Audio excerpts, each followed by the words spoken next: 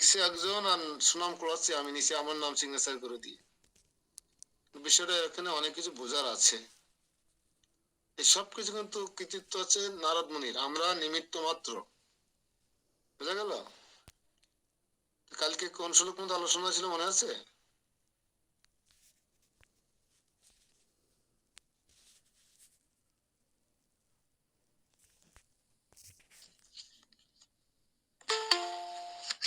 মুকুল, আমার মনে হয় কালকে পাতা সরতে মনে নেই।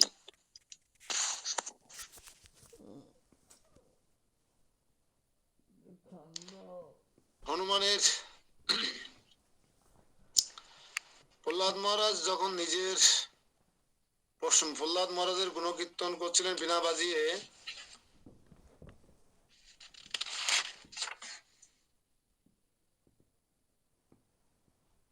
তখন প্রহ্লাদ মহারাজ বলছেন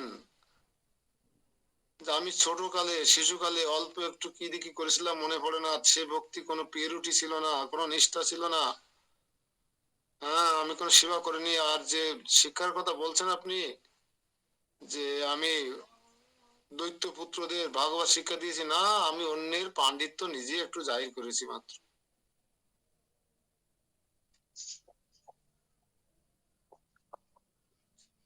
তো এখানে আরো কিছু বোঝার থেকে যায়, সে হচ্ছে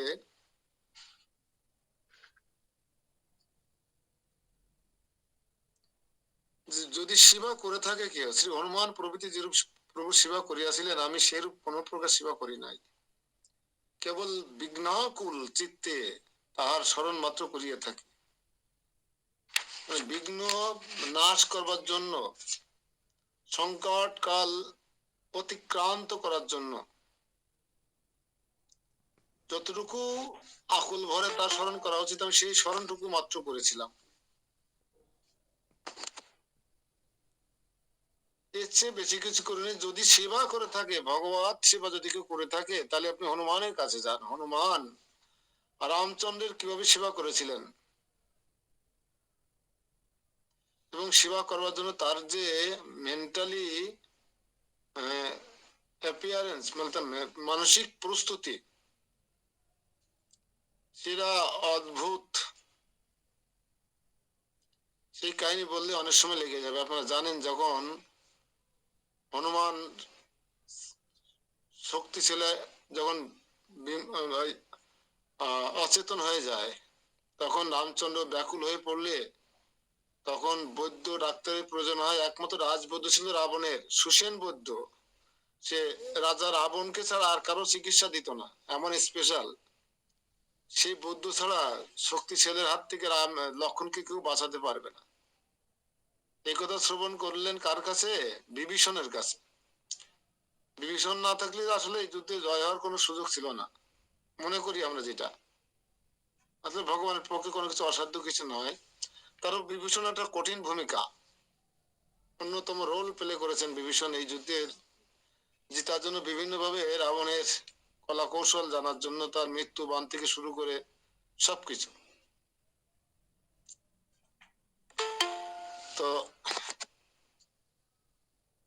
বলছে সুসেন বৌদ্ধকে চেনবো কি করে? হনুমান বলছে আমি ছাড়া কেউ, আমি যাবো আনতে, আর কেউ যেতে সাহস পাচ্ছে না। বলছে সুসেন বৌদ্ধকে চেনবো কি করে? বললো স্পেশাল যে দেখো জুড়ি বুটি আছে তার সামনে। তো গিয়ে হনুমান চলে গেছেন লঙ্কায়, গিয়ে দেখেন রাজপুরীতে সে সুসেন বৌদ্ধের ঘরে অনেক লোক বসে চিকিৎসা নিচ্ছে, চিকিৎসা দিচ্ছে। কেন কি দেওয়া যায়? সুসেন বৌদ্ধ কি করে চিনবে? সে কি করে সুসেন বৌদ্ধের ঘরটা ধরে উঠে নিয়ে চলে আসছে। হ্যাঁ, নিয়ে আসার পরে বলছে এটা সুসেন। আরে মূর্খ বানর, তুমি কি করেছো? তুমি জানো আমি রাজবৌদ্ধ, এটা জানতে পারলে তোমাকে তোমাকে হত্যা করবে। তুমি, আমি একমাত্র রাবণ ছাড়া কারো। আরে রাবণের বাপ এসেছে, কেন? রাবণের বাপ রামচন্দ্র, তুমি তার ভাইয়ের চিকিৎসা করবে? তুমি ছাড়া এই চিকিৎসা কেউ করতে পারবে না। সেবা করো, ভগবান সেবা করার সুযোগ পেয়েছো। তখন সুসেন বলল যে এখন গন্ধমাদন পর্বতে গিয়ে এই জুড়িবুটি নিয়ে আসতে হবে, এই সঞ্জীবনী গাছ আনার পরে সেই বেটে রস খাওয়াতে হবে, তাও রাতের মধ্যে সূর্য উদয়ের আগে। দেখেন সেবা কি জিনিস। হনুমান বললেন আমি আর সময় নষ্ট করতে চাই না। তো যাওয়ার সময় আহ কালনিমি, সম্ভবত কালনিমি, কাল জবন না, কালনিমি, কালনিমি হনুমানকে আটকাতে পারে, একমাত্র আর কেউ আটকাতে পারে না। আটকানোর জন্য আহ যোগী বেশ ধারণ করে, যোগী বেশ ধারণ করে জয় শ্রীরাম, জয় শ্রীরাম, জয় শ্রীরাম করতে থাকে। আর হনুমান দেখে আরে এই পাহাড়ের মধ্যে আমার প্রভুর ভক্ত। হনুমান সিংহ ল্যান্ড করে,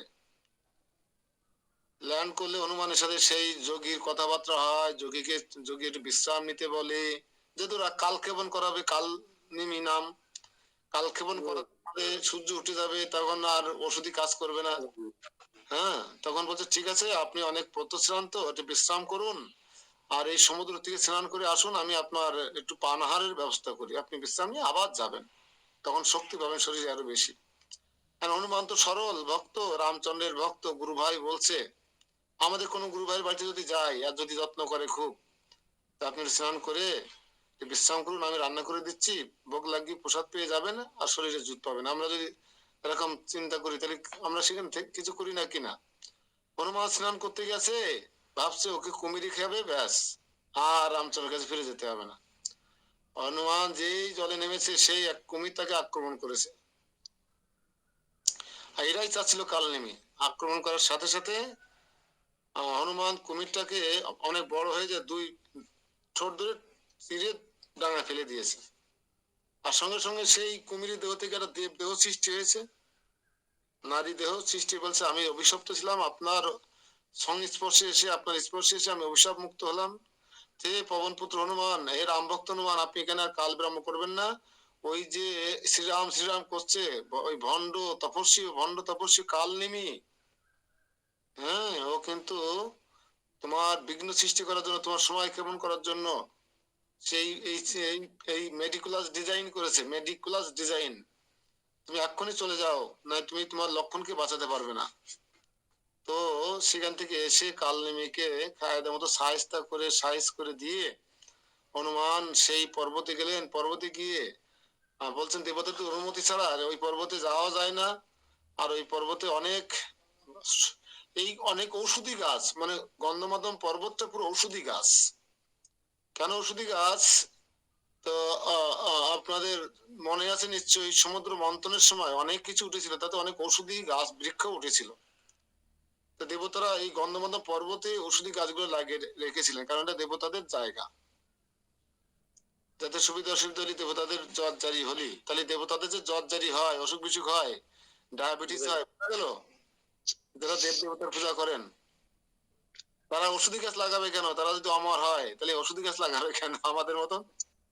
হ্যাঁ, তাহলে দেবতারাও বোঝেন, ওদের জ্বর জারি, অসুখ বিসুখ, ওদের জন্ম মৃত্যু জরা ব্যাধি আছে, এই জন্য ওদের ওষুধি গাছ লাগাতে হয়। এটা কিন্তু বড় প্রমাণ একটা। তা বলে দিয়েছিলেন সুসেন বৌদ্ধ যে দেবতাদের কাছে অনুমতি নিয়ে তারপর কিন্তু সেই গাছে হাত দিও, তাহলে ওষুধি ক্রিয়া করবে না, অনেক অনার্থ ঘটে যাবে, আবার তুমি অভিশপ্ত হবে, দেবতার অভিশাপ দিয়ে দেবে। তখন এসে দেবতাদের আরাধনা করতে লাগলো, দেবতারা সন্তুষ্ট হলেন, সমস্ত বৃত্তান্ত খুলে বললেন। হনুমান বললে দেবতারা অত্যন্ত প্রীত হয়ে, খুশি হয়ে বললে তুমি তো গাছ চিনবে না, তুমি পর্বত ধরে নিয়ে চলে যাও। অনুমতি দিয়ে দিল দেবতারা। তখন হনুমান নিজেকে বিরাট রূপ ধারণ করিয়ে বিশাল বড় পর্বত গাড়ি করে নিয়ে চলে আসলেন। আসার পরে সুসেন বৌদ্ধ সেই জুড়ি বটি দিয়ে লক্ষণকে বাঁচালেন। এই যে সেবা, আপনি কি সাধারণ সেবা মনে করেন হনুমানের সেবা? আমি শুধু হনুমানের সেবাটা বলার জন্য একটুখানি অবতারণা করলাম, একটা সুন্দর কাহিনী, খুব ভালো লাগে। এই এই এটা আমি সুন্দর করে বলতে পারলাম না কেন, সময়ের কারণ। আমি তো ওর পরে পাঠ দিচ্ছি না, ওটা জাস্ট একটা উদাহরণ দৃষ্টান্ত নিয়ে আসার জন্য বললাম। যতটুকু বলেছি আপনারা বুঝতে পেরেছেন যে সেবা কি জিনিস। আর সেবা করার মন থাকলে, পরিকল্পনা থাকলে, দৃঢ়তা থাকলে সেবা যে করা যায়, সে অনুমান থেকে বুঝতে হবে। সেই কথাই বলছেন এখানে প্রহ্লাদ মহারাজ। আমি কি সেবা করেছি? আমি শুধু সংকটকালে শুধু স্মরণ করেছি প্রভুকে, আমার স্বার্থে। আমি প্রভুর প্রীতি বিধানের জন্য কিছু করি না। বোঝা গেল সেবা কি জিনিস, অনুমান কি জিনিস। একটা পশু হয়ে সেবা দিয়ে যিনি গোল্ড মেডেল পেলেন, চ্যাম্পিয়ন হলেন, সে একজন পশু, আমাদের মতন এরকম দুই পায়ে মনুষ্য কেউ নন, যার কোনো পাই নেই। বানরের কোনো পা নেই জানেন, তো সব হাত, চারটেই হাত। অথচ সেই বানর, বনের পশু, সে সেবা দিয়ে অল কাপ জিতে গেল, অল অল ফেমাস হয়ে গেল, অল নম্বর অন হয়ে গেল। আর আমরা এত এত বড় বড় ভক্ত, দেশ কাঁপানো ভক্ত, দেশ বরণ্য ভক্ত, আমরা গোল্ড মেডেলটাও পর্যন্ত পেলাম না সেবা দিয়ে। হয়েছে কি তেমন কিছু? আমি শিবার কিবা জানি, শিবা জানে কেরা? রানী, রাধা রানী। ওই যে রাধারানী, ওই যে সহজিয়ারা যেটা গায়, ভোগ আরতি গাইতে গিয়ে ঘন্টা পাঁচেক এইসব দিয়ে। আপনাদের অনুরোধ করছি, কেউ কোনো কীর্তনে আখর দেবেন না, আখর। আমাদের আমাদের সোসাইটিরা পছন্দ করে না, আমাদের সোসাইটি আখর পছন্দ করে না, পছন্দ করে ফিলোসফি ফিলোসফি ফিলোসফি, আলোচনা আলোচনা আলোচনা। কৃষ্ণ প্রভু ক্লাসে ঢোকেনি, কৃষ্ণ সেন। তো শ্লোক নম্বর 21 হয়ে গিয়েছিল। আপনি মত বিষয়ক শ্রীকৃষ্ণের লালনাদির যে প্রশংসা করলেন, তাকে মায়াবাদীরা মায়াকার্য বলিয়া থাকেন। কেউ কেউ শ্রী ভগবানের লীলা স্বভাব মনে করিয়া থাকেন। ততক্ষণ আপনি আমার সম্পর্কে যা বললেন, এটা মায়াবাদী কথাবার্তা। শ্রী নৃসিংহদেবের এইরূপ লীলা আদি তোমার প্রতি পরম অনুকম্পার লক্ষণ, তাহাতে বলিতেছেন আপনি মত বিষয়ক শ্রেণীর পদ বশবর্তী হইয়া শ্রীকৃষ্ণের লালন প্রভৃতি যে প্রশংসা করিলেন, সেই লালনাদি ব্যাপারকে অদ্বৈত মার্গ নিষ্ঠ মায়াবাদীরা মায়াকৃত মনে করেন। কারণ তাদের মতে পরব্রহ্মের শত সে রূপ কোনো কার্য করা অসম্ভব। পরন্তু ভক্তি মার্গীয় কেহ কেহ তাহাকে ভগবানের লীলা কার্য বা লীলাচরিত বলিয়া থাকেন, কিন্তু মায়া কার্য নহে। অর্থাৎ শ্রী ভগবান লীলা স্বভাব ভক্তের সহিত এইরূপ নানা অদ্ভুত লীলা করিয়া থাকেন। যেহেতু সচ্চিদানন্দ ঘন পরমেশ্বরের সচ্চিদানন্দময়ী শক্তি দ্বারা এইরূপ সচ্চিদানন্দ বিচিত্র লীলা সম্ভব হইয়া থাকে, তথাপি ওই লীলা লালনাদিকে পরম ফলত্বের পর্যাসনারূপ অনুগ্রহ ভর লক্ষণ বলা যায় না। তা নৃসিংহদেবের এই যে রূপ, এই যে লীলা, এটা আসলে বিস্ময়কর কিনা? হ্যাঁ, এটা সহজ? আর কোথাও দেখতে পাওয়া যায় এরকম লীলা? এই লীলা কেন করেছিলেন? এখানে বলছে সচ্চিদানন্দময়ী শক্তি দ্বারা তার এর সচ্চিদানন্দময় বিচিত্র লীলা ভগবানের পক্ষে সম্ভব। এই সচ্চিদানন্দময় বিচিত্র লীলার মধ্যে অন্যতম একটা লীলা হচ্ছে এই ভগবান নৃসিংহদেবের রূপের লীলা, যা আমাদের অন্তত অনেক আনন্দ দান করে, আমাদেরকে অনেক সাহস যোগায় যে বিপদে আমরা বিঘ্ন বিনাশক। নৃসিংহদেবের আরেক নাম আছে বিঘ্ন বিনাশক। নৃসিংহদেবকে আমরা স্মরণ করি, ইনি আছে গণেশের গুরু, গণেশের আরাধ্য ভগবান। শ্রীবাস ঠাকুরের আরাধ্য ভগবান নৃসিংহদেব, জানেন? পঞ্চতত্ত্বের এক তত্ত্ব আছে না, শ্রীবাস ঠাকুর ভক্তি তত্ত্ব, ওনার আরাধ্য ভগবান নৃসিংহদেব। কিন্তু লিখে রাখুন, নোট রাখুন, অনেকে জানেন না।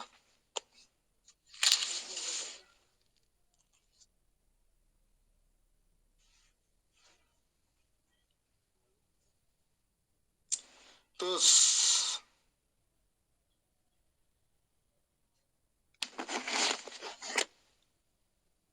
শ্রবণ কীর্তনাদি নববিধা ভক্তির অঙ্গের মধ্যে মুখ্যভাবে কোনো এক অঙ্গ সাধিত হইলে অন্যান্য অঙ্গেও ক্রমশ নিষ্ঠা হইয়া থাকে, কারণ ওই মুখ্য অঙ্গের মধ্যেই অন্যান্য অঙ্গ গৌণভাবে মিশ্রিত থাকে। অতএব সব আসনা অনুসারে কোনো একটি মুখ্য ভক্তি অঙ্গে নিষ্ঠা লাভ করিতে পারিলেই সেই ভক্তি সিদ্ধিদায়িনী হইয়া থাকে। এটা সুন্দর উপদেশ আমাদের জন্য এবং আশ্বাসের কথা। আমরা কেউ অম্বরীশ মহারাজের মতন কেউ আমরা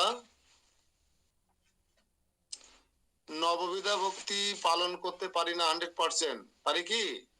অম্বরীশ মহারাজ মহারাজ হয়েও, শশাধারা পৃথিবীর রাজা হয়েও 9টা, যেমন আমরা কি কোন পুরুষ ছেলে বলতে পারবেন আমরা উঠোন ঝাড়ু দিই বা মন্দির ঝাড়ু দিই, মোছামুছি করে দিয়ে আসি মাতাজিদের? বলতে পারবেন কেউ? খুব কম আছি আমরা।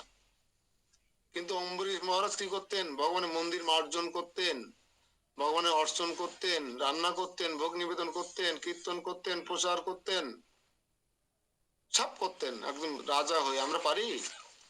কিন্তু এখানে আশ্বস্ত করছে আমাদেরকে এখানে যে শ্রবণ কীর্তনাদি যে নববিধা ভক্তির অঙ্গের মুখ্য কোন একটা অঙ্গ যদি আমরা একটা অঙ্গ পুঙ্খানুপুঙ্খ ভালোভাবে পালন করতে পারি, তবে সেই অঙ্গের মধ্যে বাকি 8টা অঙ্গ কম বেশি স্পর্শ করে যায়। আপনি যদি মনে করেন আমি আজকে ডাল রান্না করব, ডাল রান্না করতে গেলে যে সমস্ত উপাদান লাগে, কাশ্মীরি পনির রান্না করতে গেলে বা চিলি পনির রান্না করতে গেলে তার প্রায় উপাদান টাচ করতে হয় কিনা? লবণ, কাঁচামরিচ, শুকনো মরিচ, ফোড়ন, জিরা, হ্যাঁ, হিং, সাম্বার, টমেটো, এসবগুলো টাচ করতে হয় না? তা ডাল রান্না করতে গেলে তো তার প্রায় আমরা ডালের মধ্যে টমেটো দিই কিনা, জিরা ফোড়ন দিই কিনা, শুকনো মরিচ ফোড়ন দিই কিনা, কাঁচামরিচ বাড়া দিই কিনা, লবণ দিই কিনা? বিষয়টা হচ্ছে এরকম। আপনি যদি যে কোনো একটা নববিধা ভক্তির যে কোনো একটা যদি নিষ্ঠা ভরে, হ্যাঁ, আপনারা যদি পালন করেন, তাহলে বাকিগুলোকে টাচ করা যায়। যেমন যেমন কি পরিতোষ প্রভু, প্রেমাবতী প্রভু, যেমন কিভাবে বুঝবো?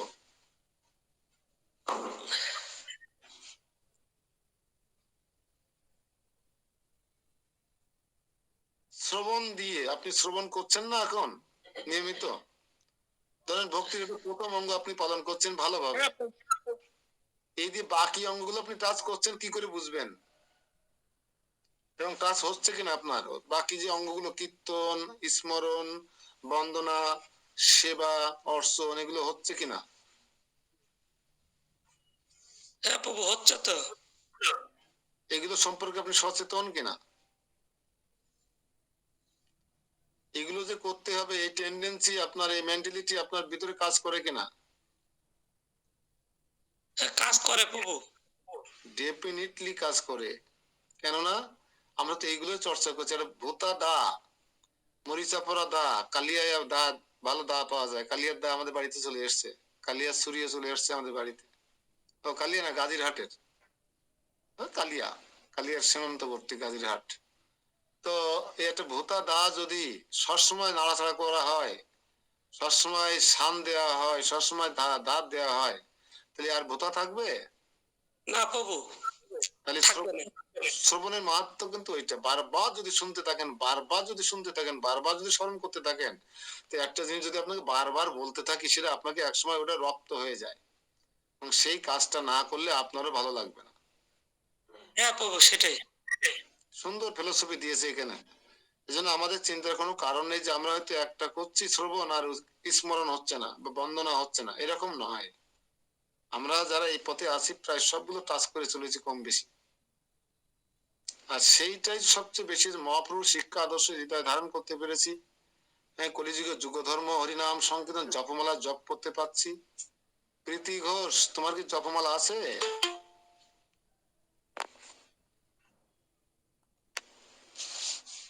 না প্রভু, আমি এখনো মালা জপ করিনি। তোমার বয়স কত হলো? কত চলে? মেয়েরা অবশ্য বলে না, তুমি বলবে আমাদের সাথে। এটা তো আর জাগতিক বিষয় না, এখানে পারমাত্মিক বিষয়। হ্যাঁ প্রভু, আমার বয়স 19 বছর। তোমার জীবন থেকে 19টা বছর হারিয়ে গেছে। তুমি কোটি কোটি কোটি টাকার বিনিময়ে এই 19টা বছরের 19 মিনিট 19 সেকেন্ড তুমি ফিরিয়ে আনতে পারবে না। হ্যাঁ প্রভু। তোমার বয়স বাড়ছে, কিন্তু তা নয়, তোমার জীবন থেকে একটা দিন, একটা রাত প্রতিদিন হারিয়ে যাচ্ছে, যেটা তুমি কখনো কোনো কিছুর বিনিময়ে কখনোই ফেরত পাবে না। হ্যাঁ প্রভু। দিনগুলি মোর সোনার কাঁচা, একটা গান আছে না? সেই যে আমার নানা রঙের দিনগুলি, আমার খাঁচায় বন্দী হয়ে যাবে, আর কখনো ফিরে পাবো না আমরা। এই জন্য আমাদের সময়ের সৎ ব্যবহার করা উচিত। আমাদেরকে জানতে, মনুষ্য জীবনের উদ্দেশ্য হচ্ছে কৃষ্ণ প্রেম লাভ করা। কলিযুগের যুগ ধর্ম হচ্ছে হরিনাম সংকীর্তন, জপমালা করা হচ্ছে। এই কৃষ্ণ নাম জপ হচ্ছে হরে কৃষ্ণ প্রভু প্রণাম। যজ্ঞ। প্রণাম। দীপিকা মাতাজি বলেন। আমি আসি যে ক্লাসে, আপনি জানেন প্রভু প্রতিদিনই তো জানি থাকি। জানি জানি জানি, আমি আপনাকে নক করেছি, জানি। যাক যাক, আমি ভাবছি আবার খেয়াল করেন কিনা। না, আছি আছি। আমাদের সব খেয়াল থাকে, আমরা সব হরে কৃষ্ণ। কে কে আছে কে নেই। কৃষ্ণ সেন আজকে আসেনি, আহ, শেখর আসেনি, মহাদেব প্রভু আসেনি। তা আপনারা যে এই যে ভাইগুলো আসেনি, একটু খোঁজ নিয়েছেন কেউ নিজে থেকে? অমুক ভাইরা কেন আসলো না? এই যে বকুল না। উচিত নয় খোঁজ নেওয়া? বকুল ক্লাসে ঢোকেনি, এই সমস্ত ক্লাস ঢুকছে না, এই ক্ষতি। এই যে আলোচনা কিন্তু কিন্তু বইয়ের আলোচনা, সব পাবেন না এগুলো। তো মায়াবাদীরা বলেন সর্ব অদ্বৈত বস্তুই অনির্বাচনীয়, অর্থাৎ ওই সকল বস্তু শক্তি রজতাদি দ্বৈত পদার্থের ন্যায় অনির্বচনীয় বলিয়া শত শত গুণাত্মক। এখানে অনির্বচনীয় বলিতে সৎ ও অসৎ ভিন্ন হইয়া সদা সদক্ষ বোঝায়। কঠিন বাক্য, এখানে হয়তো বুঝতে কষ্ট হচ্ছে। সবাই সবাইকে খেয়াল করবেন যে আমার জানাশুনো কে আসেনি। এগুলো হচ্ছে পরোপকার করা। নিজের জীবনে সার্থক করি কর পরোপকার। আমার প্রত্যেকে নক করা কি দরকার? আমার তো একটা জাকমালা জব কম হয়ে যায় নক করতে গিয়ে। ঢুকে পড়ে অনেক, যেমন মিনতি আছে, শেখর আছে, আমাদের অনেকে আছে। আমি যদি নক করি তো টুক করে ঢুকে পড়ে।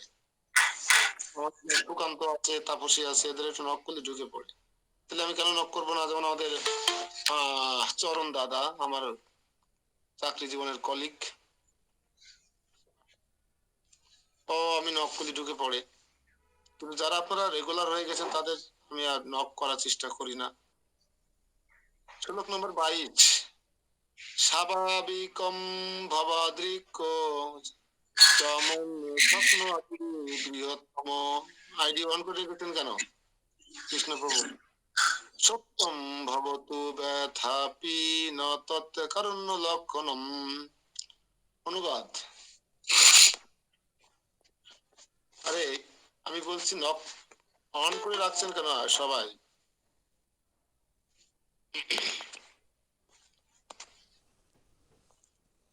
এই যে দাদাকে নক করে নিয়ে দাদা ঢোকেন। এই যে সুনীল দাদা আমাদের সর্বশ্রদ্ধেয়, আমি ফোন দিলে আপনি ফোনটা কেটে দিয়ে পর অন মিনিটের মধ্যে, অন সেকেন্ডের মধ্যে ঢুকে পড়ে। কিন্তু আজকে আমি, আমার ফোনটা সমস্যা হয়ে গেছে, ডিসপ্লে নষ্ট হয়ে গেছে, এই জন্য আমি ফোন করতে পারিনি।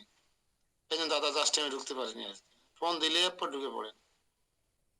হরে কৃষ্ণ প্রভু, আমি কিন্তু আপনার ফোন রিসিভ করি না। ফোন দিলে কেটে দিয়ে পারবে। ঠিক ঠিক। পরিতোষ প্রভু তো ফোন দিলে পর আগে দেরি করে ঢুকতো, এখন আমি আগে ওনাকে নক করি যাতে ওনার এই সমস্যার সমাধান হয়ে যায়। এটা পরোপকার। তো অনুবাদ।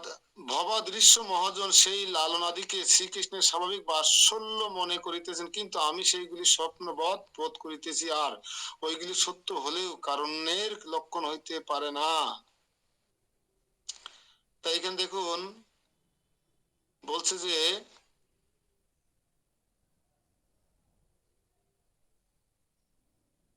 আপনার ন্যায় ভগবত মাহাত্ম তত্ত্ববিদগণ, অভিজ্ঞগণ সেই সকল লালনাদিকে ভগবানের স্বাভাবিক বাৎসল্য কোমল স্বভাবের দ্বারা কৃত বলিয়া মনে করেন। এটা বলছেন কে? কাকে বলছেন? প্রহ্লাদ মহারাজ বলছেন নারদ মুনিকে। আপনার ন্যায় ভগবত মাহাত্ম তত্ত্ব অভিজ্ঞগণ, মানে কি ডেজিগনেশন বুঝেছেন? ভগবত তত্ত্ব অভিজ্ঞ, ভগবত মাহাত্ম তত্ত্ব অভিজ্ঞগণ সেই লালনাদিকে ভগবানের স্বাভাবিক বাৎসল্য কোমল স্বভাবের দ্বারা কৃত বলিয়া মনে করেন, কিন্তু যেমন অগ্নির স্বভাব বশত শীত জাড্য নাশ ঘটে, সেইরূপ সর্বত্র সাম্য শ্রী ভগবানের স্বাভাবিক বাৎসল্য কোমল স্বভাবের দ্বারা কৃতকার্য অনুগ্রহের পর্যবসিত হয়। হরে কৃষ্ণ। হতে পারে। হরে কৃষ্ণ প্রভু, দেখা যায় না তো। কাকে দেখা যায় না? আপনাকে দেখা যায় না। আমি তো আপনাকে দেখতে পাচ্ছি না। আমি তো অন্ধকারে বসে আছি। তা আমি তো আলো বসে আছি। হরে কৃষ্ণ। একটু আমাকে ভালো করে দেখার চেষ্টা করেন, দেখতে পাবেন। এবার দেখা যাচ্ছে। হয়তো ভালো করে দেখতে বলেছি বলে দেখা যাচ্ছে। হরে কৃষ্ণ। তো এখানে যদি তা নিতান্ত অনুগ্রহ, প্রকৃত অনুগ্রহ করেছেন আমাকে কৃষ্ণ, এটা আমার কাছে স্বপ্ন মনে হয়, স্বপ্ন ভ্রম বা মনোরথ আদির ন্যায় মনে করি, কারণ তাহা অতি অল্পক্ষণ স্থায়ী হওয়ার আমার মতে তাহা যেন আদৌ ঘটে নাই, বা তাহা যেন অসত্য এরূপ পর্যবেসিত। অর্থাৎ এখানে যে উপলব্ধি ব্যক্ত করছেন প্রহ্লাদ মহারাজ, সেটা হচ্ছে এরকম যে আপনি যে আমাকে এত কিছু ডেজিগনেশন দিচ্ছেন, সৌভাগ্যবান, এত কিছু বলছেন, আসলে আমার মতো দুর্ভাগা কেউ নেই। ভগবান এলেন, আমার পিতার সঙ্গে যুদ্ধ করলেন, পিতাকে হত্যা করলেন, তাকে মুক্ত করলেন, তিনি ক্রোধান্বিত হলেন, আমি তার কাছে গেলাম, সে আমাকে কোলে করলেন, আশীর্বাদ করলেন, চলে গেলেন। এটা একটুখানি সময়, কয়েক ঘন্টা ব্যাপার মাত্র। আর এই কয়েক ঘন্টা আমার কাছে স্বপ্নের মতো মনে হচ্ছে। আমি দেখেছি কি আদৌ ভগবানকে? ভগবান আদৌ কি আমাকে কোলে নিয়েছিল? মনে পড়ছে, মনে হচ্ছে আমার স্বপ্নের মতো মনে হচ্ছে। একটুটুকু সময় আসলে কি ভগবান আমাকে আশীর্বাদ করেছে? ভগবান আমার পিতাকে উদ্ধার করেছে? স্বপ্নবৎ মনে হচ্ছে, ভ্রম মনে হচ্ছে, ভ্রম। আমি ঠিক দেখেছি তো? হম আমি আমি ঠিক দেখেছি তো? ভগবান নৃসিংহ রূপ ধারণ করেছিল বিষ্ণু, ঠিক দেখেছি তো? তাহলে আমার এই যে, তাহলে ভগবানকে আমাকে অনুগ্রহ করলেন, কৃপা করলেন ক্ষণিকের জন্য, আমাকে সংকট থেকে মুক্ত করার জন্য তিনি এসেছিলেন। এইভাবে দেখ, কত হালকা করে ভাবছে। আমরা গর্ব করতাম না, এই তোমরা আমার জানো না আমি সেকেন্ড গড, স্বয়ং নৃসিংহদেব আমাকে কৃপা করেছেন। হ্যাঁ, আমরা এরকম ভাবখানা আমাদের এরকম হতো। আর অথচ ঠিক উল্টো ভাব প্রহ্লাদ মহারাজের মতন মহান ভক্তদের। শিক্ষার আছে অনেক কিছু। হ্যাঁ, আমাদের বাড়ি জানো, আমাদের গ্রামে অমুক প্রভু এসেছিল আমাদের বাড়িতে, 3 জন পাঠ দিয়েছে। হ্যাঁ, এরকম না বিষয়। স্বপ্নবৎ মনে হচ্ছে যে আমাদের বাড়িতে অমুক প্রভু এসেছিলেন, ঘন্টা খানিক ছিলেন, অমিয়ময় কৃষ্ণ কথা শ্রবণ করালেন, চলে গেলেন। মনে হচ্ছে স্বপ্নের মতো, ভ্রমের মতো। এরকম বোধ হয় আমাদের, না গর্ব হয়? আমাদের হয় গর্ব। এই যে আমরা আমরা এই যে মায়াপুর টু যাচ্ছি, আর লাইভ দিচ্ছি, আর বোঝাচ্ছি, দেখো আমি মায়াপুরে এসেছি।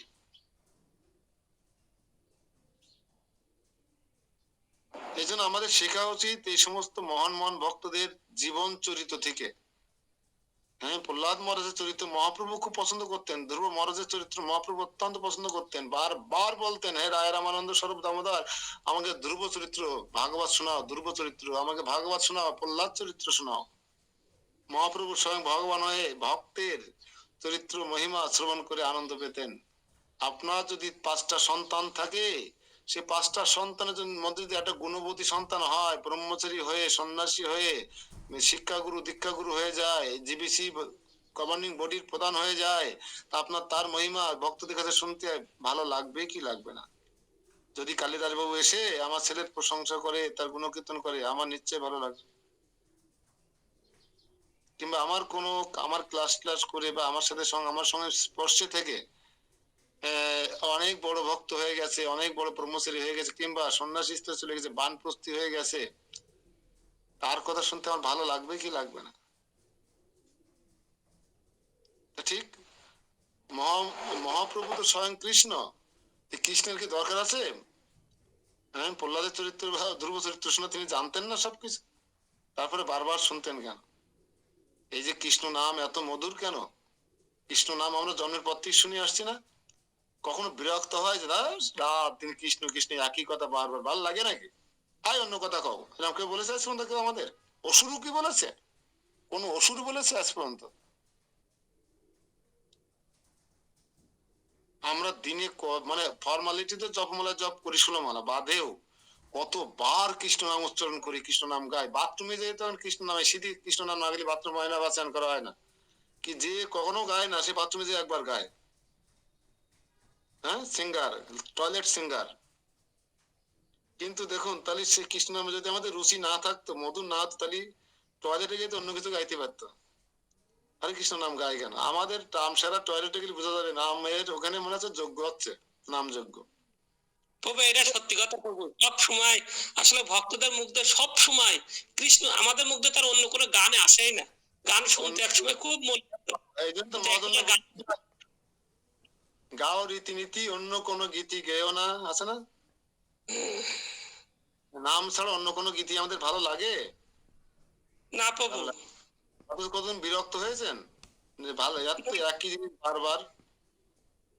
আপনি আপনি আমেরিকায় প্রধানমন্ত্রীর নাম যদি আপনাকে 108 বার জপ করতে বলা হয়, আপনার বিরক্ত এসে যাবে। হ্যাঁ প্রভু। ট্রাম ট্রাম ট্রাম করতে করতে ড্রাম হয়ে যাবে। আরে অস্বস্তি লেগে যাবে, রাগ হয়ে যাবে। কিন্তু কৃষ্ণ নাম করতে গিয়ে কারো রাগ হয়নি, অস্বস্তি হয়নি। কৃষ্ণ নামের প্রভু এক এক সময় এক এক সুর চলে আসে। একই লীলা মহিমা একাধিকবার শুনি। কেউ পাঠ ছেড়ে উঠে যায়, যা প্রভু এই লীলা বলছে তো শোনা হয়ে গেছে, চলে যায়, এরকম হয় নাকি? না, হয়তো এক একজনের মুখে এক একজনের শুদ্ধতার উপর নির্ভর করে এক এক রকম টেস্ট লাগে। একই জিনিস, একই কাশ্মীর পনির, হ্যাঁ, আমাদের ঝর্ণা মাতাজি রান্না করবে একরকম লাগবে, আমাদের সাথী মাতাজি রান্না করবে আর এক রকম লাগবে। একই ময়দা দিয়ে রান্না করবে কিন্তু, হ্যাঁ, আমাদের বাসায় রান্না করবে আর এক রকম লাগবে। ঠিক কিনা? সব কিন্তু ময়দা। এই জন্য মহাজন কিংবা ভগবানের গুণমহিমা একাধিকবার শ্রবণ করলে আমরা কখনো রুচি হারাই না, অরুচি আসে না। আমরা নতুন নতুন নতুন মনে হয়। যাই হোক, আমরা প্রহ্লাদ মহারাজের এই মনোভাব থেকে আমরা অনেক নমনীয় হওয়া, নিজেকে তুলে না ধরা, নিজের দোষগুলো ত্রুটিগুলো খুঁজে খুঁজে বের করা, বা নিজের প্রশংসা না শোনা, এই শিক্ষা এখান থেকে আমরা পাচ্ছি যে আমরা নিজের জীবনে কাজে লাগিয়ে আমাদের জীবনটাকেও সার্থক করতে পারি। আমাদের যশ খ্যাতি প্রতিষ্ঠা পূজার লাভ, খুঁটিনাটি নিষ্কাচার, হ্যাঁ, প্রশংসা শোনার যে আগ্রহ, এগুলো আমাদের কমে যাওয়া উচিত এখন থেকে। ঠিক কিনা? বলছে আমার মতে অচিরকাল স্থায়ী হওয়ার স্বপ্নাদি তুল্য বলিয়া অসত্য মনে করিতেছি, ইহা ভেদ। যদি তোমার আপনি বলেন যে সর্বত্র সুপ্রসিদ্ধ সুর মণিগণ কর্তৃক প্রত্যক্ষ দৃষ্ট এবং তোমার নিজ কর্তৃক বহু প্রকারে অনুভূত মহাসত্যকে কিরূপে স্বপ্নবৎ মনে করিতেছ, আরো দেখো ভগবত কৃপাভর ব্যতীত বাল্য বা কিরূপেই নির্মল ভগবত জ্ঞান উৎপত্তি ও সদাচার প্রকট হয়। এই সকল অপ্রাকৃত সম্পত্তি লক্ষণ কি ভগবত কৃপা চিহ্ন নহে? ইয়া প্রহ্লাদ, ইয়ার উত্তর প্রহ্লাদ বলিলেন। প্রহ্লাদকে বলছেন নারদ মুনি, আরে তুমি যে অল্প বয়সে, ছোট বয়সে, হ্যাঁ, ভগবত কৃপা ব্যতীত কি বাল্য বা এই বয়সে কি রূপে নির্মল ভগবত জ্ঞান উৎপত্তি লাভ করতে পারা যায়, সদাচার লাভ করতে পারা যায়, কিভাবে তুমি ক্লাস দিতে পারো, টিচার হতে পারো? আরে 5 বছরের বয়সে টিচার হতে গেলে ভগবত কৃপা ছাড়া সম্ভব? পারমাত্মিক টিচার হতে গেলে সম্ভব? আপনাদের কতজনকে পাঠ দিতে বলি, মুকুল, মন্টু বাবু, আমাদের দীপক দাদা বছরা, অন্যরা সাহস করতে চান না। তার মানে কি? ভগবানের কৃপা যদি নাই হতো, তাহলে ওই অল্প বয়সে 5 বছর বয়সে প্রহ্লাদ মহারাজ নির্মল ভগবত জ্ঞান উৎপত্তি লাভ করতে পারতেন না, এবং সদাচারী, তার মধ্যে সদাচার প্রকটিত হতো না। তিনি টিচার, তিনি ওই সমস্ত অসুর বালকদেরকে, দৈত্য কুলের সন্তানদেরকে ভাগবত কথা শ্রবণ করাতে পারতেন না। আরে আমরা ভক্তদের তাই শোনাতে পারি না, এদিক ওদিক খেয়াল করে কথা বলে, শুনেও শোনে না। ঠিক কিনা? তবে আমি গুরুঙ্গের কৃপায় আমার ক্লাসে কেউ ঘুমাতে পারবে না, পা ছড়ায় বসার সুযোগ থাকে না, এদিক ওদিক তাকানোর সুযোগ থাকে না। কেন বলতো প্রীতি? তুমি তো একদিন ক্লাস করেছো, কি করে বুঝলে? অন্য মানুষ হওয়ার সুযোগ নেই কেন আমার ক্লাসে, প্রীতি? প্রভু, কারণ আপনি মাঝে মাঝে প্রশ্ন করেন। হ্যাঁ, আমি প্রশ্ন ছুড়ে দিই, আর ওই মনে করে অডিয়েন্স মনে করে প্রশ্নটা যে আমাকে কখন করে বসে, আমাকে অ্যাটেনশন থাকতে হবে। হ্যাঁ। আর হ্যাঁ আমি প্রভু, আমি সেদিন আতঙ্কে ছিলাম, কখন আমাকে প্রশ্ন করে বসেন। তাহলে আতঙ্কে যদি কেউ থাকে তার কি ঘুম আসবে? এদিকে তাকাতে ইচ্ছে করবে? অন্য মানুষকে তো ইচ্ছে করবে? না। এটা গুরুজনদের আমার প্রতি একটা কৃপা আমি মনে করি। অনেকে পাঠ দিয়ে যায়, দেখবেন পরবর্তী বক্তা ছিলেন যিনি প্রীতি, উনি শুরু করলে কিন্তু মানুষ গুঞ্জন করছিল, এদিক ওদিক ফলো করছিল, মানুষ অন্য মানুষ করে যাচ্ছিল, আমি খেয়াল করিলাম এগুলো। কারণ হ্যাঁ উনি পাঠ প্রভু। দিচ্ছেন তার মতো করে মাথা নিচু করে, আর দর্শকরা দর্শকের মতো নিজেরা নিজেরা ঘোরাঘুরি করছে, কথা বলছে। উনি কিন্তু আবার পাঠ বাড়ির গুরুদেব, পাঠ বাড়ি যিনি মহারাজ। হ্যাঁ। অথচ উনি যখন শুরু করেছিলেন তখন অনেকেই অন্য মনস্ক হয়ে গিয়েছিল। এই জন্য অডিয়েন্সকে সবসময় সাবধান থাকতে হবে, যেই ভাগবত কথা আলোচনা করুক যদি মনোযোগ না দেওয়া হয় তাহলে ওখানে অপরাধ হয়ে যাবে। কিন্তু হয়তো উনি যথেষ্ট বয়স্ক মানুষ, অনেক ভদ্র মানুষ, অনেক শান্ত মানুষ, দেখলে বোঝা যায়। কিন্তু ওনার মধ্যে অনেক গুণ আছে, দেখলে বোঝা যায়, একটা মানুষের সদাচার গুণ বোঝা যায়। হ্যাঁ। কিন্তু তাই বলে আমরা সেই সুযোগটা নেব কেন? আমরা কেন কথা বললাম? কেন আমরা অন্যমনস্ক হলাম? হ্যাঁ, কেন আমরা উঠোপাটা করলাম? এগুলো খেয়াল করতে হবে, আমাদের অনেক কিছু বুঝতে হবে। ভাগবতের চরণে, বৈষ্ণবের চরণে অপরাধ না করার চেষ্টা করতে হবে, না ছাড়াতে এসে জড়াই নিয়ে গেলাম না, এরকম হয়ে গেল। হয়তো ওরা ইসকনের প্রোগ্রাম ছিল না, এই জন্য টাইমের একটা ব্যাপার ছিল। টাইম হচ্ছে আমাদের শ্রবণ ক্ষমতা থাকে, একটা শ্রবণ বা কীর্তনের একটা ক্ষমতা থাকে। দেখবেন পরীক্ষা 3 ঘন্টা হয় কেন? তার বেশি তো হতে পারতো, পরীক্ষা 3 ঘন্টা কেন?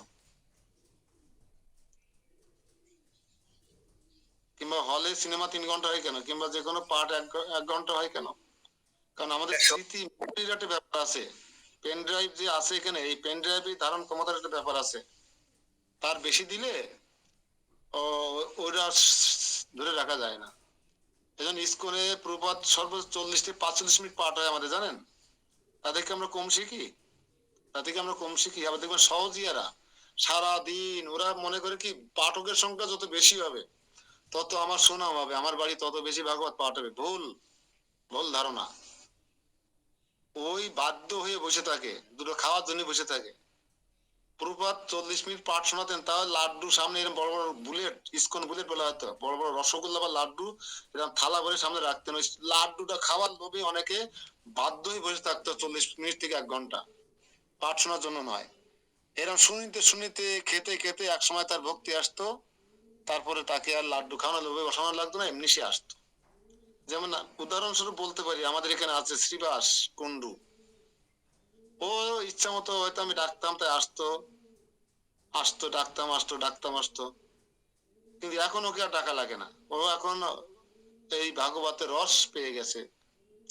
যেমন চরণ দাদাকে ডাক আগে ডেকেও পেতাম না, এখন সে টাইমলি চলে আসে। আমাদের যেমন সাধন প্রভু, দেবরাজ প্রভুরা এখন টাইমলি চলে আসে, হয়তো একসময় ডাকতে হতো। এই জন্য আপনাদেরকে কষ্ট করতে হবে, তাদেরকে ভাগবত রসটা প্রথমে শিশু যখন জন্মগ্রহণ করে তোকে মায়ের স্তনের দুধটা তাকে আগে, শাল দুধটা তাকে জিব্বার পরে দিয়ে তাকে বোঝাতে হয় এটাই তোমার গুড ফুড, এটাই তোমার খাদ্য, তাকে বোঝাতে হয়। যখন সে দুধের টেস্ট পেয়ে যায়, একদিন একবেলা পরে তাকে আর বলা লাগে না, ওই শিশু তার মায়ের স্তন খুঁজে নেয়। ঠিক আছে? তা আমাদের এই ভাগবত কথা অমৃত, এই অমৃত যে খেতে শেখেনি তার মুখে তো দেবেন তুলে একবার নাকি। দেখবেন ব্রিটিশরা এটা ভালো বুঝতো, ব্রিটিশরা এটা খুব ভালো বুঝতো। ব্রিটিশরা এই দেশে এসে দেখেন যে দেশের মানুষ কেউ চা খায় না, তখন কি করতো, ব্রিটিশরা ফ্রি চা খাওয়াতো বাঙালিদের। আর এখন বাঙালিরা কত চায়ের ভক্ত, হাঁটু কাদা ভেঙে, এখন তো রাস্তাঘাট হয়ে গেছে, আমরা দেখেছি হাঁটু কাদা ভেঙে 2 মাইল দূরে বাজারে গেছে, কি ব্যাপার? আরে চা না খেলে শরীর ম্যাজ ম্যাজ করছিল, চা না খেলে মাথা ঠিক থাকে না। তাহলে কতটা আসক্ত হয়ে গেছে চায়ের প্রতি, যে 2 কিলো কাদা রাস্তা ভেঙে, কাদা ভেঙে চায়ের দোকানে যায় মানুষ। কখন? এটাকে বলে নেশা, আসক্তিকে নেশা বলা হয়। আরে একবেলা ভাত না খেয়ে থাকতে পারবো, পান না খেয়ে থাকতে পারবো না, গ্রামে বুড়িরা বলে না। আমাদের মন্দিরের শুভা মাতাজির মা 100-র উপরে বয়স, ওই যে বিপুল প্রভু খুব আসতেছে, হ্যাঁ 100-র উপরে বয়স, বেঁচে আছে এখনো, এখনো প্রণাম করতে আসে, কদিন আসতেছে না। হ্যাঁ, এই সত্য প্রবাহ শুরু হয়েছে তো। প্রসাদ পায় মেয়ের সাথে দীর্ঘ দিন, অথচ তাকে পান এখনো দিতে হয়। তাই তিনি খাতির করে, আমাদের বিচিত্র প্রভুর সাথে পূজারীদের সাথে খাতির করে। কেন? পূজারীরা কিন্তু ভগবানকে তাম্বুল ভোগ লাগায়, বিভিন্ন অভিষেক বা অভিষেক হয় না, বা ওরা কি বলে, কোন অনুষ্ঠানে আগের দিন যেটা হয় ওটাকে কি বলে, যে আহ্বান করা হয়, নিমন্ত্রণ করা হয়, এটাকে কি বলে, অভিষেক না দিবস। অধিবাস প্রভু, অধিবাস। এইসব কাজে পান লাগে, কিন্তু লাগে। আর এই পানগুলো পাওয়া হয় আমাদের শুভমাতা পান।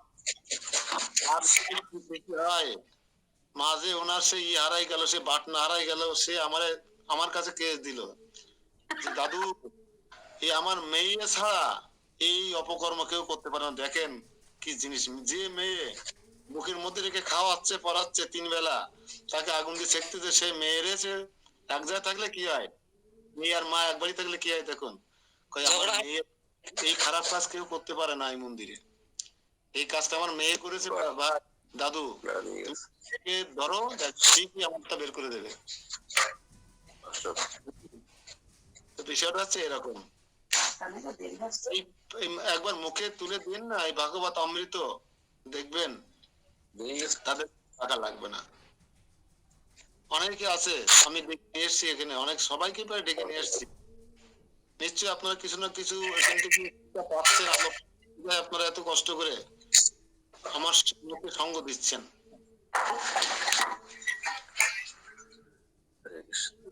তাই বলছে যে তুমি এত ছোট বয়সে এত ভগবত ভক্তি, নির্মল ভগবত ভক্তি, জ্ঞান উৎপত্তি ও সদাচার প্রকট লাভ করেছো, অপরাজিত সম্পত্তির লক্ষণ। এ কি ভগবত কৃপা চিহ্ন নয়? এতে ভগবানের কৃপা ছাড়া এটা হয় কখনো? কে বলছেন? নারদ মুনি বলছেন। কাকে? প্রহ্লাদ মহারাজকে। উত্তরে প্রহ্লাদ মহারাজ কি বলছেন আমরা দেখি একটু, কারণ আমাদের তাৎপর্য কেন দরকার, এই শিক্ষাটুকু আমাদের নিতে হবে। এই শিক্ষা, কথোপকথন নারদ মুনি আর প্রহ্লাদ মহারাজ, নারদ মুনি ইন্দ্রদেব, নারদ মুনি ব্রহ্মা, নারদ মুনি মহাদেব, এই যে কথোপকথন, এটা কিন্তু আপনারা ধ্যান দিয়ে শুনবেন। কেননা এখান থেকে আপনারা শুধু শুনবেন না, এখান থেকে আপনারা শিক্ষা নেবেন, শিক্ষা ভালোটা গ্রহণ করবেন। আর এখানে যা কিছু হচ্ছে সব ভালো। এই জন্য আমাদের এই তাৎপর্য যখন বলবো বোঝার চেষ্টা করবেন এবং ভালোটা গ্রহণ করবেন। এটা কিন্তু কথোপকথন শুদ্ধ ভক্তদের মধ্যে, শুদ্ধ ভক্তের। তাই বলছেন, উত্তর শুনে বলছেন, যদি তাহা সত্য হোক, কিন্তু সেই লালনাদিকে কারণ বলা যায় না। কারণ লক্ষণ বলা যায় না, এটা করুণা বলা যায় না। এই বিচিত্র সেবা দানম হি অনুবত প্রভু বিতম্ব, প্রভু প্রসাদ ভক্তেষু মর্ত সদ্বীর্ণ চেতরত। ভক্তিপরায়ণ সাধুগণ বলিয়া থাকেন যে শ্রী হনুমান প্রভৃতিকে যেরূপ বিচিত্র সেবা দেওয়া হইয়াছে, তদ্রূপ সেবা লাভই প্রভুর প্রসাদ লালনাদি নহে। বলছেন ভগবান করুণা করে প্রহ্লাদ হনুমানের মতন বিভিন্ন ভক্তদেরকে যে প্রকার সেবা দিয়েছেন, আমি ভগবান আমাকে সেই করুণা করেননি, আমাকে সেই প্রকার কোন সেবা দেন নাই। আমরা সেবা দিলে রাগ করি না, যদি বলি বাবু আসছেন মন্দিরে, বাথরুমটা একটু ক্লিন করে দিয়ে যান, আরে কি রাম প্রভু, আসলাম মন্দিরে এতদিন পরে, কোনে ভালো চেয়ারে বসতে দেবে, ভালো খাওয়া দাওয়ার ব্যস্ত করে যত্ন আদি করবে, তা না আমাকে এখন বাথরুম সাফ করতে লাগা দিয়েছে। বাড়িতে আমি কোনোদিন বাথরুমে হাত দিলাম না, এখানে আমাকে বাথরুম লাগা দিচ্ছে। আর কখনো মন্দিরে আসা যাবে না। আর অধ্যায়তে প্রভু, না না, এনার ধারে কাছে বসা যাবে না, নিত্য সেবা আজকে থেকে বাদ। বিষয়টা এরকম মনে করি কিনা আমাদের বেলায়, অথচ দেখিনি প্রহ্লাদ মহারাজ সেবা পায়নি, তাই ক্ষোভ প্রকাশ করছে। ক্ষোভ প্রকাশ করছে কেন? সেবা পায়নি। হনুমানের একটা কাহিনী বলেছিলাম আপনাদের, আবার বলি, যে রামচন্দ্র যখন পুনরায় 14 বছর বনবাস থেকে ফিরে এসে লক্ষণ যখন রামচন্দ্রের সেবা বন্টন করলেন, লক্ষণ নিজে একটা সেবা নিলেন, সবাইকে সেবা দিলেন, দেওয়ার পরে দেখে হনুমানকে কোনো সেবা দেওয়া হয়নি। এটা হয় নাকি কখনো? মানে যত সেবা আছে এটা রাজ্যে পরিচালনা করতে গিয়ে রামচন্দ্রের সেবা আছে, সমস্ত সেবা বন্টন হয়ে গেছে, লক্ষণ নিজে হাতে করলেন, কিন্তু হনুমানকে কোনো সেবা দেওয়া হয়নি। হনুমান মন খারাপ করে বসে আছে, বলছে প্রভু আমি এত অধম, এত অযোগ্য, আমি পশু, আমি পশু, তাই আমি একটা সেবা পেলাম না। বুঝেন বিষয়টা কি শিখলেন পশুর কাছ থেকে? আর আমরা বলতাম কি যাক বেঁচে গেলাম, আমার কোনো সেবা দেয়নি, আমি তো বেঁচে গেলাম। বুজুর্গে কালিদাস ক্লিন করে টয়লেট, বুজুর্গে পরিতোষ সবজি বানায়, আমি তো তাইরে নাইরে করে করতে পারবো, পুকুর পাড়ে যেতে পারবো, হ্যাঁ ফোন করতে পারবো, আমার কোনো সেবা দেয়নি। দেখেছো প্রভু আমাকে কত মূল্যায়ন করে, প্রভু আমাকে কত শ্রদ্ধা করে। হ্যাঁ, সবাইকে সেবা দিয়েছে, শুধু আমাকে দেয়নি। প্রভু আমাকে অত্যন্ত শ্রদ্ধা করে, আমাকে ভালোবাসে, এই জন্য আমাকে সেবা দেয়নি। আমাদের মনোভাব এরকম কি না? হ্যাঁ, হনুমান কি বলছে, দুই হাত জোড় করে বলছে প্রভু আমি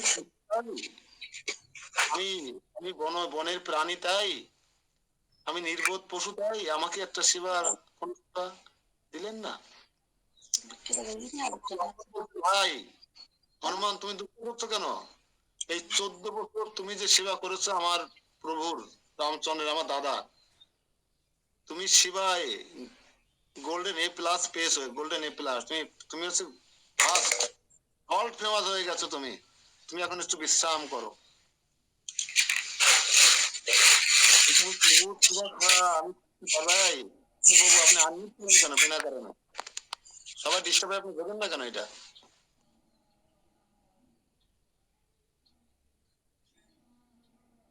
যখন আনমিউট করতে বলবো তখন করবেন। তো আমি প্রভুর সেবা করার মতন সামর্থ্য আমার শরীরে নেই, আমি আমি পরিশ্রান্ত, ক্লান্ত, তাই মনে হয় আপনার কাছে? এখন প্রভুর ভক্তের মনোবাসনা তো ভগবান ছাড়া কে বুঝতে পারে? পাশের বাড়ির কাকিমা তো বসবে না, জেঠিমা তো বসবে না, বৌদি তো বসবে না, তারা আরো খোঁচা মারার চেষ্টা করবে।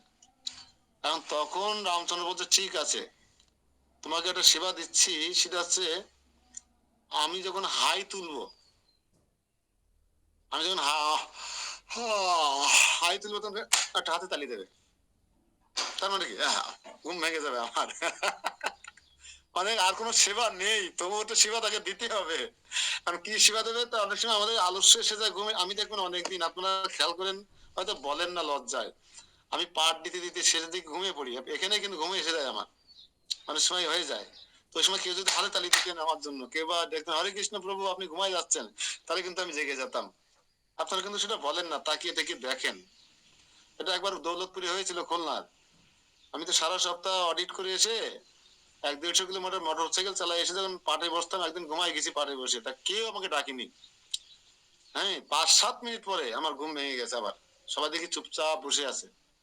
কি ব্যাপার, আমি কি বলছিলাম, কোথায় ছিলাম, আপনি ঘুমাই গেছে, ডাকলেন না কেন? কয় প্রভু আপনি অত্যন্ত প্রশান্ত ক্লান্ত ছিলেন, আপনার ঘুম দেখে আমরা ডাকিনি, যে আপনি একটু বিশ্রাম নিয়ে নিন। অনেক সময় এসে যায়, আপনারা হাতে তালি দেবেন, আমাকে জায়গায় দেবেন। তো এই সেবা পেয়ে হনুমান, এই সেবা পেয়ে কি আনন্দ, সেবা পেয়ে গেছি, ও আমার প্রভু আমাকে সেবা দিয়েছে, ও আমাকে প্রভুর সেবা দিয়েছে। সেবাটা কি এটা কিন্তু হনুমান বিচার করলেন না, কিন্তু আমরা বিচার করি কিনা? আমরা কিন্তু সঙ্গে সঙ্গে বিচার করি, আরে আমি একটা ভদ্রলোক, চাকরি করি রূপদিয়াতে, হ্যাঁ আমাকে প্রভু টয়লেট পরিষ্কার করার সেবা দিল, সেবা কি আর ছিল না? হ্যাঁ, আমাকে মন্দিরে অ্যানাউন্স করার সেবা দিতে পারতো, অনুষ্ঠান পরিচালনা করার সেবা দিতে পারতো, আমাকে রসিদ কাটার সেবা দিতে পারতো, আমাকে টয়লেট ক্লিন করার সেবা দিল কেন? আমরা সঙ্গে সঙ্গে বিচার করে ফেলি, বোঝা গেল? অর্থাৎ বনের পশু হনুমান কি সেবা পাইছে? সেবা কোনো সেবা? যদি বলি হ্যাঁ কৃষ্ণ প্রভু আপনি আমার সারাদিন আমার সাথে থাকবেন, যখন আমার হাই উঠবে আপনি আমার তালি মারবেন, কৃষ্ণ প্রভু কবেন এই আবার কোন ধরনের সেবা? তো হনুমান এই সেবা পেয়ে খুব খুশি হয়ে গেল। এখন হনুমান দেখুন সেবা আবার কত শিকার আছে দেখুন হনুমানের কাছ থেকে, বেশি দূরে যাওয়া লাগবে না। তো দেখে সারাদিন ভগবান একবারও হাই তুলছে না, কিন্তু হনুমান কিন্তু অ্যাটেনশন নিয়ে পড়ে আছে উইকেট কিপারের মতন। এই উইকেট কিপার কি করে, এরকম নাচানাচি করে, পিছনে বল আসুক আর না আসুক তাকে নাচতে হয়, কেন কখন একটা বল আসে। উইকেট কিপার কি করে, সারা দিন ওই 3-4 ঘন্টা না 7-8 ঘন্টা নাচানাচি করে পিছনে, এবং চোখে পলক পড়বে না, এভাবে তাকায় থাকবে কখন একটা বল ব্যাট টাচ না করে ব্যাটে ওভারটেক করে চলে আসে। ঠিক হনুমান সারা দিন 2 তালি এরকম করে দাঁড়িয়ে নিয়ে বসে আছে, কার দিকে? ভগবানের মুখের দিকে তাকিয়ে আছে। এবার সারা দিন একবার হাই তুলেনি। হনুমানের এবার ভগবান বিশ্রাম নিচ্ছেন রাত্রি, তাও পাশে বসে এরকম করে বসে আছে। হ্যাঁ, ভগবান দেখলেন ওকে তো একটু কৃপা করতে হয়, তা ভগবান রাত্রি ওকে কৃপা করার জন্য শিবা কাজে লাগানোর জন্য ভগবান একটা হাই তুললেন। হাই তুলে ভগবান ঘুমিয়ে গেলেন, আর সারা রাত হাতে তালি দিতে লাগলেন। জয় রাম শ্রীরাম জয় জয় রাম, জয় রাম শ্রীরাম জয় জয় রাম, লঘু রঘুপতি রাঘব রাজা রাম, পতিত পবন রাজা রাম। কেমন লাগলো বলেন না এবার? হ্যাঁ, সেবা কাকে বলে বুঝলেন? আগে প্রথমে আমরা খারাপ লাগছে না, হাতে তালি দিয়ে সেবা, ভগবান কখন একটা হাই তুলবে, এখন কেমন লাগছে? হ্যাঁ, সারা রাত হনুমান কার গুণ কীর্তন করলেন হাতে তালি দিয়ে। তাতে কি ভগবান বিরক্ত হয়েছে না খুশি হয়েছেন? খুশি হয়ে গেছেন। কারণ ভগবানের ঘুম পড়তে হয় না, খাতে হয় না, তার কোনো বিশ্রাম নিতে হয় না, তার কিছুই করতে হয় না, সে তো ভক্তের ভাবটুকু গ্রহণ করে। তো হনুমান এই টুকরো সেবা পেয়ে ক্ষুব্ধ না হয়ে, ক্রুদ্ধ না হয়ে সেই সেবা করে ভগবানকে সন্তুষ্ট করতে পেরেছিল কিনা? তাহলে আপনি টয়লেট কিনে ক্লিন করে কেন সন্তুষ্ট করতে পারবেন না ভগবান মদন মোহনকে? কেন আপনি বাগানটা সাফ করে রাস্তাটা পরিষ্কার করেন ভগবানকে খুশি করতে পারবেন না? হ্যাঁ, প্রীতি ঘোষ বলো মাতাশ্রী, কি শিক্ষা পেলে এখান থেকে? হনুমান থেকে শিক্ষা নিতে হচ্ছে আমাদের, আমরা শ্রেষ্ঠ জীব, লজ্জা করা উচিত আমাদের। আমরা বৈষ্ণব, আমরা শ্রেষ্ঠ জীব, আমরা প্রসাদ পাই, আমাদের লজ্জা করা উচিত যে আমাদের শিখতে আছে কার কাছ থেকে? বনের পশু হনুমানের কাছ থেকে, বানরের কাছ থেকে শিক্ষা নিতে হচ্ছে। এই বিষয়ে কারো কোনো মন্তব্য আছে কিনা? প্রীতি বলো, আমরা কি শিখলাম এখান থেকে? আমাদের লজ্জা করা উচিত কিনা? শ্রেষ্ঠ জীব হিসেবে আমরা দাবি করি কিনা?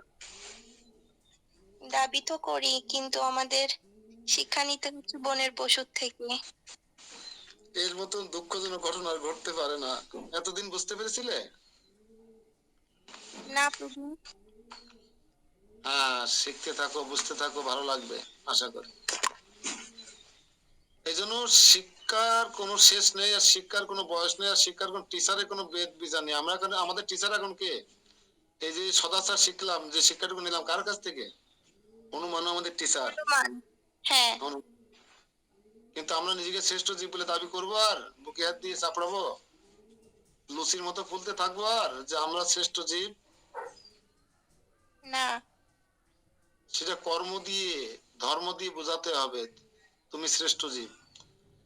তাই বলছেন পিতা, বলছেন যে ধর্মহীনা মনুষ্য পশু বিশ্বমা নাম, অর্থাৎ যে শ্রেষ্ঠ জীব মানুষ ধর্ম করবে না সে কিসের সমান? পশুর সমান। আমি বলি নাই কিন্তু, শাস্ত্র বলছে। তাহলে ট্রিপল MA পাস করে সেদিন কুদলাতে যে উকিল, নাম করা নামজাদা সুপ্রিম কোর্টের উকিল, ঠ্যাঙের পরে ঠ্যাং দিয়ে ভাগবত কথা শুনলেন, কিন্তু একবার হরে কৃষ্ণ মহামন্ত্র তার মুখ দিয়ে উচ্চারণ করাতে পারলাম না। যারা গীতা ভাগবত সঙ্গে স্পর্শ করে না তারা ট্রিপল ট্রিপল পশু কিনা? MBBS পশু বহুত আছে আমাদের, ইঞ্জিনিয়ার পশু বহুত আছে আমাদের। সনাতন ধর্মে দুঃখজনক ঘটনা বেশি ঘটে, যে যে যত শিক্ষিত হয় তত সে ধর্মকে সেকেলে ব্যাকডেটেড বা আনকালচার মনে করে ধর্মকে দূরে ছুড়ে ফেলে দেয়, দিয়ে পশ্চিমা বিশ্বের সেই সমস্ত পশ্চিমা বিশ্বের সেই ম্যালস্য দেশের সেই সমস্ত জঘন্য জঘন্য কৃষ্টি কালচার হৃদয়ে ধারণ করে ক্লাবে পার্টিতে গিয়ে অন্যের হাত ধরে নাচানাচি করে আসে। আমার বউ নাচতেছে আর একজনের হাত ধরে, আমি নাচতেছি আর একজনের বউর হাত ধরে। বাহ কালচার, বাহ সভ্যতা, বাহ ভদ্রতা। বারে যে মদ না খেলে সোসাইটিতে উঠা যাবে না। ধিক্কার জানা এই সমস্ত হিন্দু ধর্মের শিক্ষিত সমাজকে। ধর্মকে ছেড়ে দিতে হবে কেন? কই অন্য ধর্মের মানুষেরা তো ধর্ম ছেড়ে দেয় না, যত উচ্চ শিক্ষিত হোক। হ্যাঁ, MBBS ডাক্তার, ইঞ্জিনিয়ার, সচিবালয় যারা চাকরি করে বিভিন্ন পদে আছে, এখানে কালো দাগ হয়ে গেছে কেন? কেন কালো দাগ হয়ে গেছে?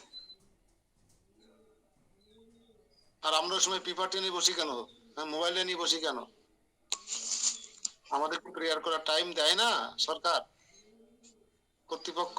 তা আমরা প্রেয়ার না করে মোবাইলটা নিয়ে বসি, আর না পেপারটা টেনে বসি, আর আমার কলিগ পাশে বসে 5 ওয়াক্ত নামাজ পড়ছে। কর্তৃপক্ষ তাকে নামাজে স্থান করে দিয়েছে, যায় নামাজ কিনে দিয়েছে। কই আপনার, আপনি করেন না বিধায় আপনাকে একটা আলাদা প্রার্থনা জায়গা দেয়নি, জানে ওদের কোনো ধর্মই নেই। খারাপ লাগে কিনা কথাগুলো শুনতে, বলে তো? খারাপ লাগে। কিন্তু আমাকে বলতে পারেনি বিরাট কখনো।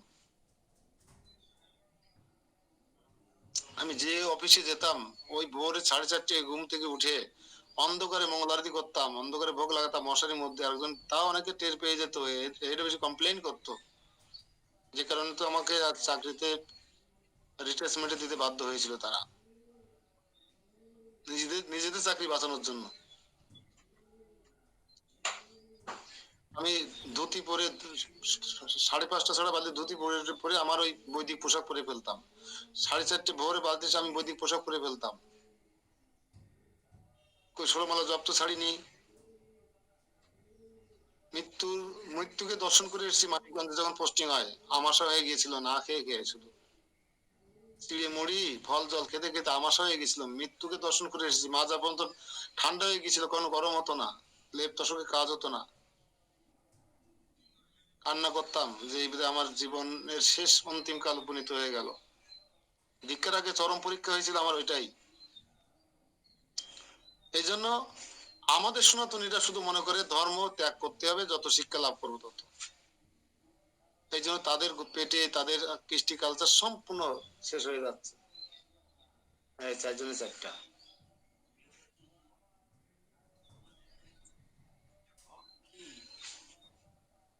যাই হোক, একটু শক্ত সামর্থ্য কথা বলে ফেললাম কেন, সমাজের এই আয়নার মতো চকচক করে তো হিন্দুদের এই চেহারা গুলো, এই জন্য মাঝে মাঝে খারাপ লাগে। যাদের কথা শুনে আমরা গোটা মূর্খ সমাজ চলবো, তারাই ভুলভাল পথে চলছে।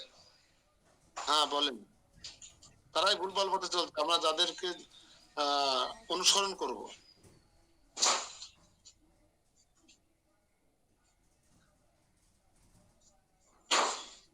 পুলিন কিছু বলবেন? পুলিন প্রভু। হরে কৃষ্ণ প্রভু প্রণাম। একটা ক্রেডিট ফাংশনের ম্যানেজার, বিরাকের মতো একটা ক্রিটিক্যাল ইসের একটা ক্রেডিট ফাংশনের ম্যানেজার, মাইক্রো ক্রেডিটের ম্যানেজার, ওখানে শুধু টেনশন উদ্বেগ উৎকণ্ঠা ছাড়া 1 সেকেন্ড থাকা যায় না। সে ক্লাস করছে, জব করছে, সাধু সঙ্গ করছে না, শিকার আছে না? হ্যাঁ বলেন পুলিন প্রভু। হরে কৃষ্ণ প্রভু প্রণাম। প্রণাম। বলছি প্রভু, আমাদের এই সনাতন ধর্মের যে সমস্ত মানুষ আছি আমরা, আসলে আমরা আমাদের ধর্ম থেকে অনেক দূরে চলে গেছি।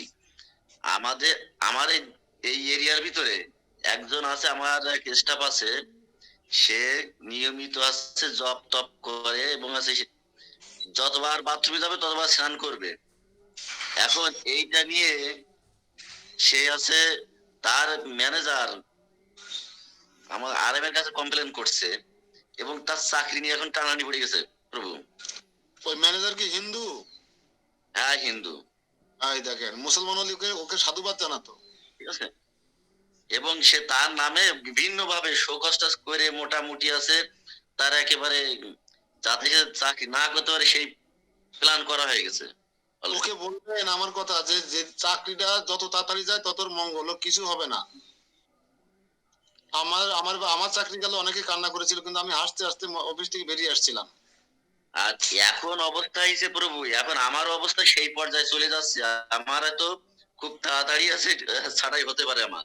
ঠিক আছে, মানে একটু একটু সামলায় চলেন, একটু মেয়েটার বিয়ে দিতে হবে, সামনে লেখাপড়া করছে, মেয়েটার বিয়ে হয়ে যাক, তারপরে আপনি একটু। আমার এখন পরিস্থিতি খুব একটা ভালো না আছে, আমার এই বিভিন্ন রকম কমপ্লেন যাচ্ছে, তো দেখা যাচ্ছে আমি আবার এই 8টার সময় একটা ক্লাসে ঢুকি প্রভু, আছে সে গদাধাম, ওই চট্টগ্রাম থেকে একটা ক্লাস যায়, ওখানে ঢুকি আমি 8টা থেকে 9, 9:30 পর্যন্ত ক্লাস হয়, ওই ক্লাসে ঢুকি।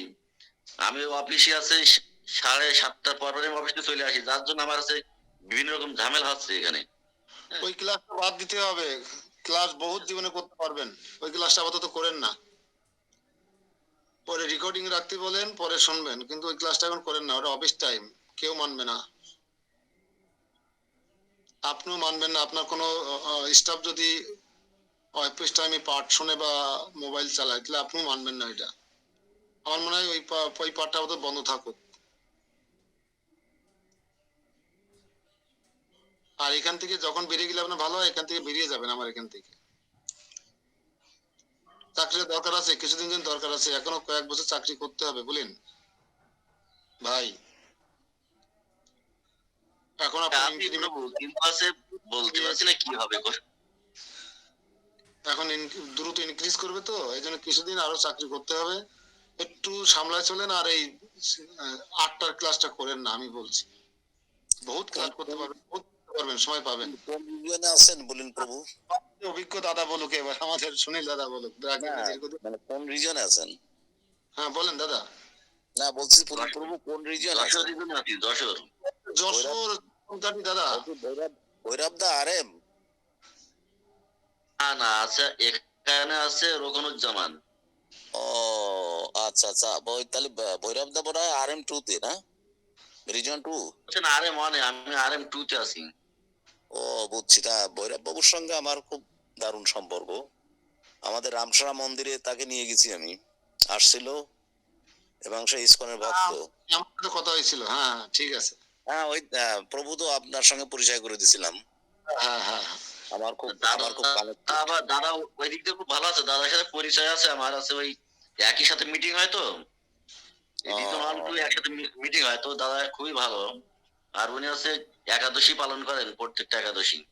না না, আমার আমার সঙ্গে তার পার্সোনাল রিলেশন খুব হাই, এবং আমাদের রামসরা মন্দিরে গেছে উনি। উনি খুব গেছিলেন, উনি খুব ভালো মানুষ।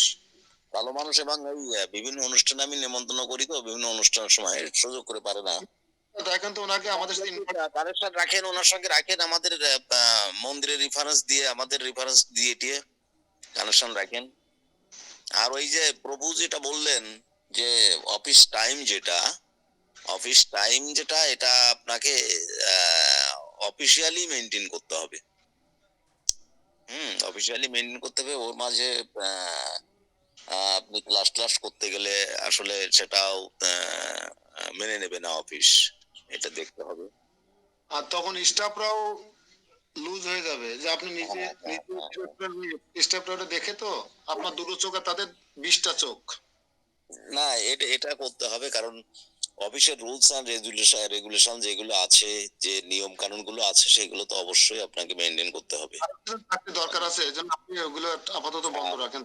আর প্রভু যেটা বললেন তার উপরে তার কোনো কথা নাই, জবটার প্রয়োজন আছে। আছে আছে। যাতে আরো সুন্দরভাবে চালিয়ে যেতে পারেন, কন্টিনিউয়াসলি এটা সামনের দিকে আগানো যায়, ততই বেশি মঙ্গল, তত বেশি ভালো।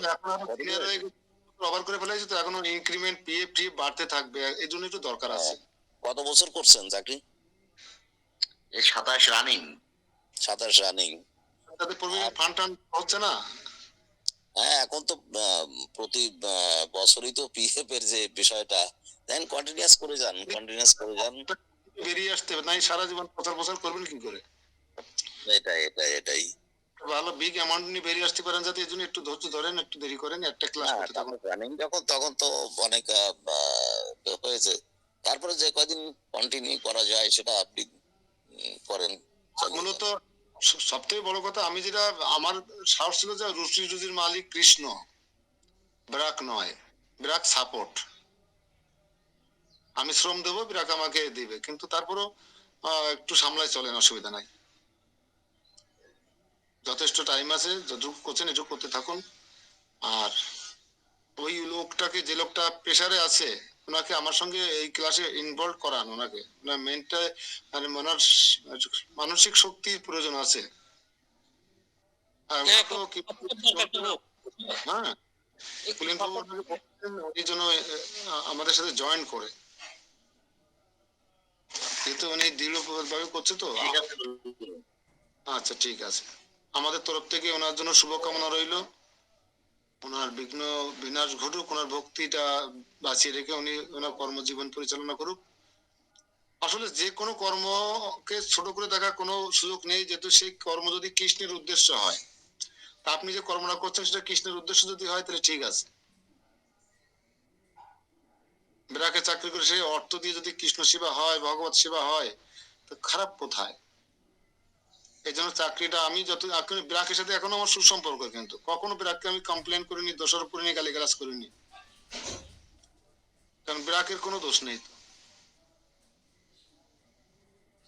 কিন্তু যাদের বস হিন্দু, ওই যে কথা বলছিলাম, দেখছেন হিন্দুরা হিন্দুদের কাকে কোনদিন কাকের মাংস খায় না, কিন্তু হিন্দুরা হিন্দুদের মাংস খায়।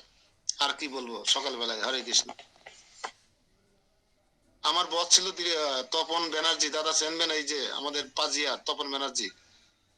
না, আমার সঙ্গে খুব ভালো রিলেশন। 4 সাল থেকে উনি আমার বস,